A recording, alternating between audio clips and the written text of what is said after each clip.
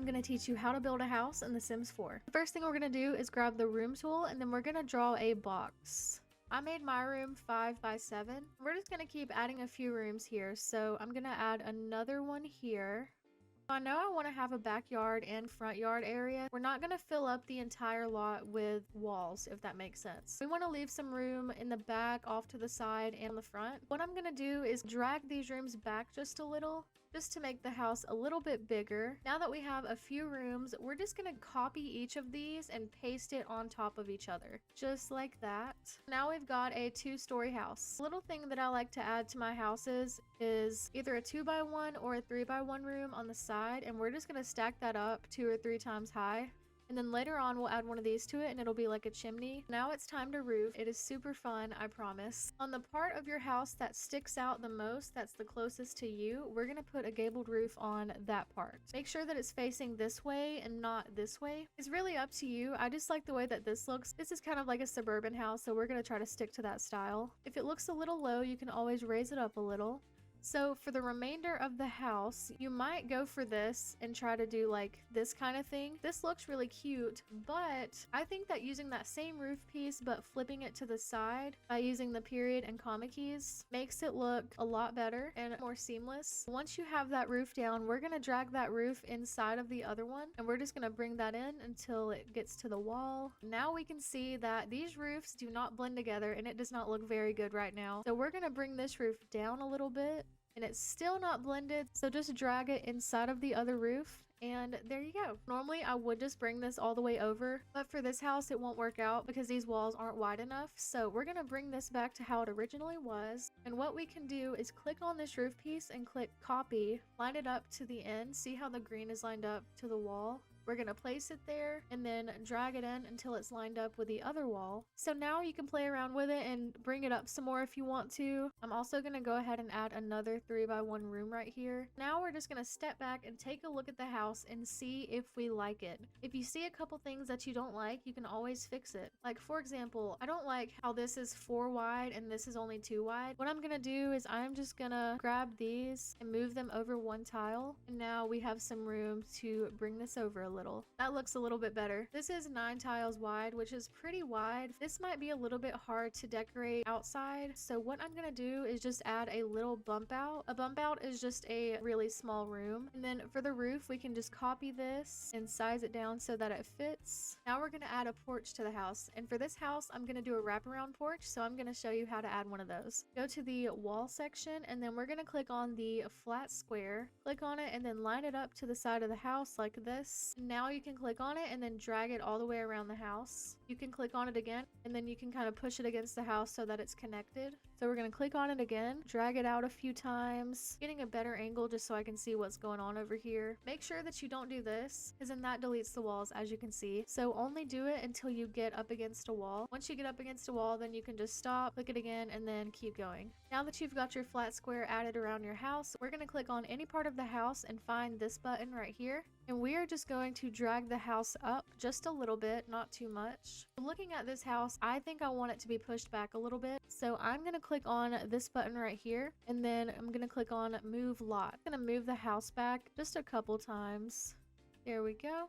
Now we're going to head over to the wall pattern section. We're going to try to find the perfect wall pattern for this house. I'm going to go with the siding from Growing Together because it's my favorite. You can always use more than one wallpaper. Like for me, I like to do the majority of my house in brick and then a couple sections with siding. But for this house, I think I'm going to do the majority of it in siding and then a couple spots with brick. So I'm going to go ahead and add this to the entire house. Just clicking on all the individual rooms and the roof pieces so that everything is colored. Now I'm going to go to the brick section and I'm going to find a brick that I think matches with the siding. I think a red would look really good with this color. I'm going to add this to this part and this bump out right here. Now the house looks a little less boring and it's got some contrast and different colors. All right, now I'm gonna change the color of the foundation. So we're gonna go right here to foundations. Usually I'll choose one that matches the brick that I use, but if I don't use brick on the house, you can just find one that you prefer. So I'm gonna go with this one right here, and I'm gonna use the gray swatch so that it kind of matches the house. We're gonna click on the foundation. Make sure you get all of the spots because sometimes it doesn't cover the entire foundation. Whenever I have a wrap wraparound porch, I like to grab a hipped roof and then place it in between both floors of the house. Click on that roof you just added and line it up with the porch. And we're just going to drag this all the way around so that it is lined up with the entire porch. And you can even drag it through the house as long as all of your rooms are closed off and they're not missing any walls or ceilings. It won't affect your gameplay at all. I know it looks super crazy right now. Click on the very top arrow and drag this all the way down. Just like that, and there we go. Now we're gonna go to roof patterns and we're gonna change the pattern of the roof. I think I'm gonna go with this one, the fairly weathered farm shingles. Add that to all of our roof pieces. All right, and now we're gonna go to roof trims and we're gonna add some trim to our roof. I think a lot of people forget to do this part, but it makes a huge difference. My favorite to use is the third one. It's called square roof trim, and I think I'm gonna use the white swatch just to make it kind of pop. So once again, click on all of your roof pieces. Now we're going to go to the fence section and we're going to add a fence to our porch. I'm going to go with this one from base game. Keep clicking on all of the sides of the porch until the fence is all the way wrapped around. Next, I'm going to click on columns. We're going to add some columns so that the roof has some support. To start out, just add one to every corner. So here and then back here on these two corners. Once you have columns added to all of the corners, now you can add them wherever else you like. It's up to you. I'm just going to do mine like this. Whenever I zoom in, I can see that the roof isn't fully covering the columns. This could be easily fixed by pulling the eaves out. I have another trick that I like to use. We're going to grab the flat square and we're going to place it all the way around the roof and just keep pulling that until you've got the entire roof covered. Now that we have that floor there as a base, we can add exterior trim to it, which will also add to the roof, and it will fix our problem with the columns. You can choose whichever one of these, but my favorite is this base game one right here. So we're going to click on that one and then add that to the house. Going back to columns, I'm going to grab this one right here from Get Together. Not everyone likes doing this, but I love adding this detail to my houses. I like to add this column to every corner of my house. So I'm going to add it here,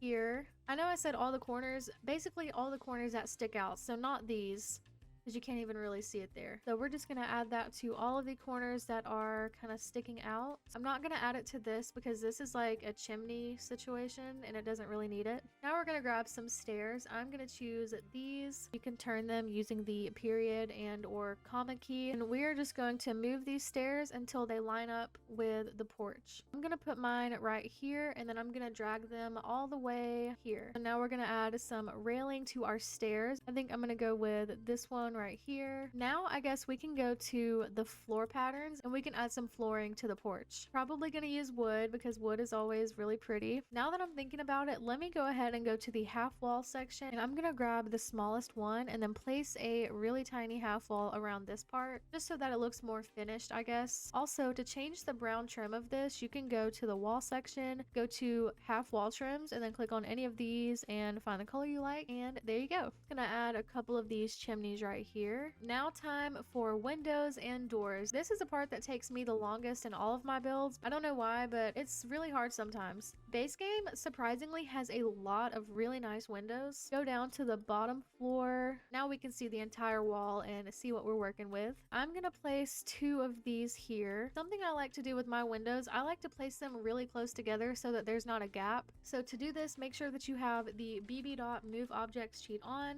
So hold down Shift, Control, and C and then type in BB dot move objects. Click on one of your windows and hold down the Alt key and bring it a little bit to the right. There we go. Now click on your other one, hold down the Alt key and then bring it to the left, and now they look like one window instead of two. I'm gonna leave this section alone for now because this is where the door is gonna go. Maybe I'll do three over here.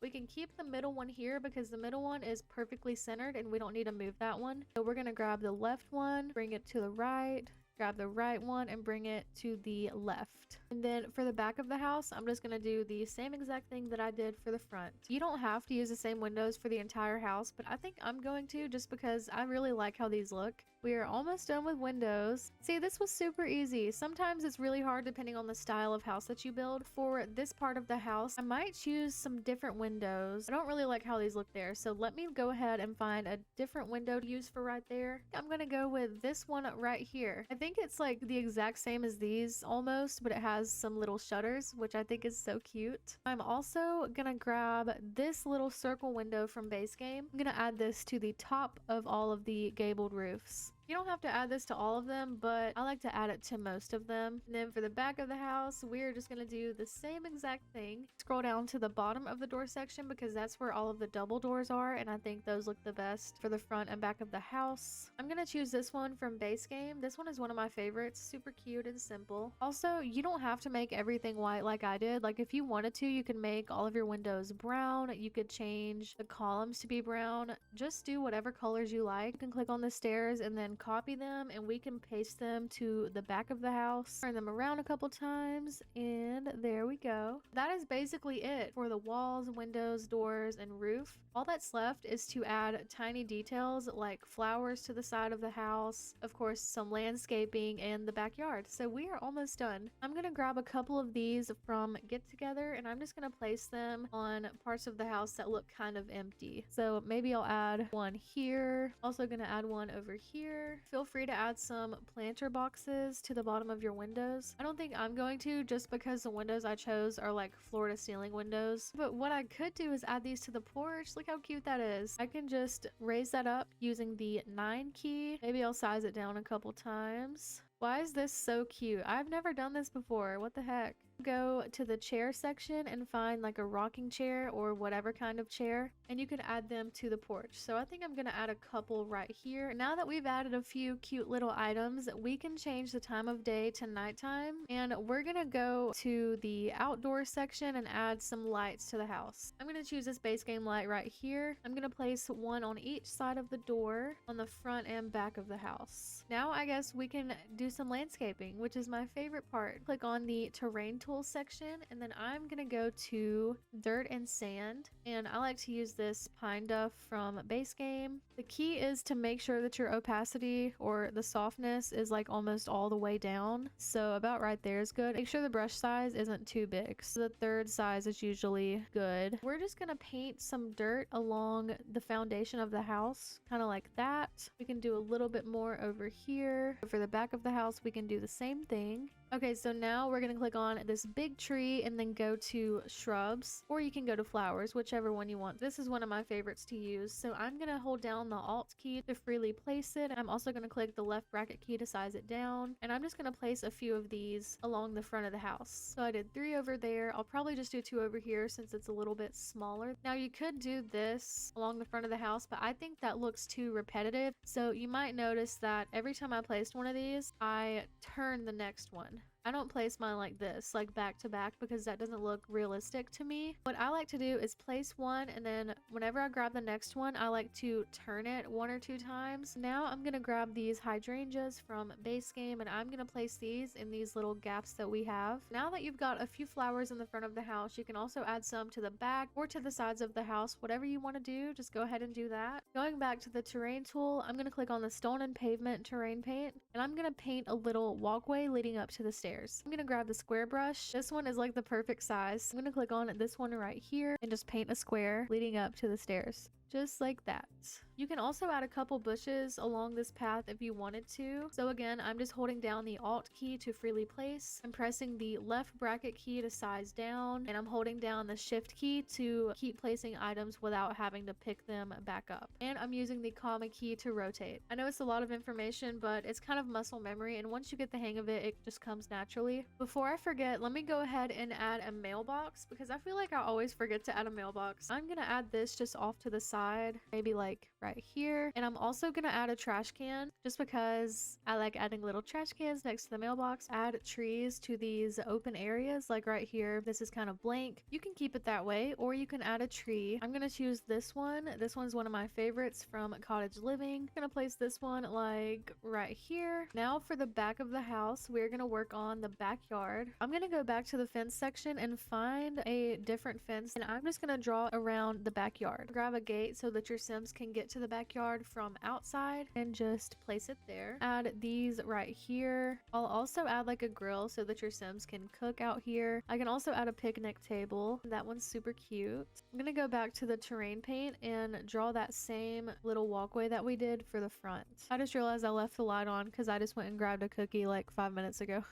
Okay, so I think I am done with the exterior. Finally, I'm gonna go in and remove all of these walls from the inside, draw over the walls, but I'm also gonna hold down the control key and this will remove the wall instead of placing one. I'm gonna go ahead and create a quick layout for this one just to show you what I would do personally. I think I would do like a dining room right in the middle there. This would be the kitchen and living room. Could possibly do like a bathroom over here along with a reading nook. Upstairs, I would do a bedroom and a bathroom over here, another bedroom and bathroom here, and maybe this would be like a hangout area or another bedroom. For this video, I'm just focusing on the exterior, but let me know if you'd like me to do another video focusing on the interior of this house, and I will definitely do that for you. I really hope I helped you out and taught you something new today. If I did, drop a like and don't forget to subscribe, and I will see y'all in the next video.